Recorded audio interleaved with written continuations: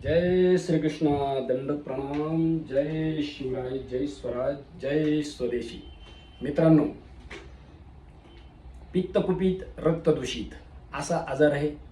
नासागत पित्त म्हणजेच गोळाना फुटणे, त्यालाच रक्तपित्त म्हणत असतात.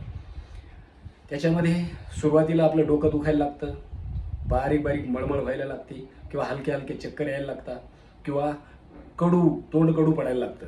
अशी जी समस्या आहे, जोपर्यंत आपल्या नाकामधनं रक्त येत नाही तोपर्यंत आपल्याला कळतच नाही का हा आजार काय आहे.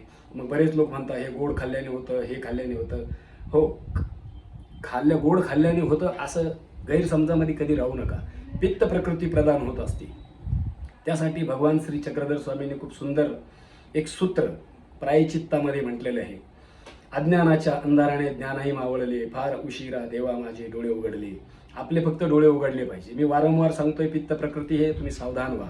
तर बघा, आपल्या ऋषी मुनींनी, साधू संतांनी जे सांगून ठेवले ना, त्याच्यावरती विश्वास ठेवा आणि करा.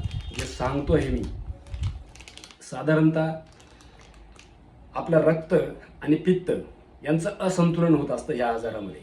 आणि शरीरातून मग अशा वेळेस नाकातून रक्त यायला लागतं.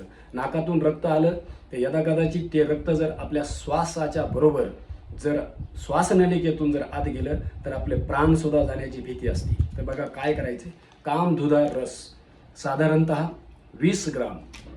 त्याच्यानंतर मुक्ताशुक्ती ही साधारणतः 10 ग्राम तुम्हाला घ्यायची.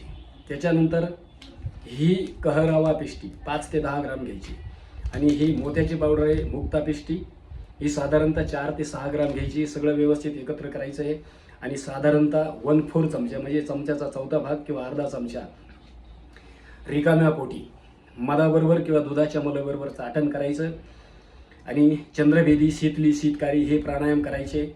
सोबत झोपताना दररोज उजव्या कुशीवरती झोपायचं. हे सगळ्यांनी लक्षात ठेवा. सगळे स्वस्थ राहा, मस्त राहा. जय हिंद, जय भारत, वंदे मातरम.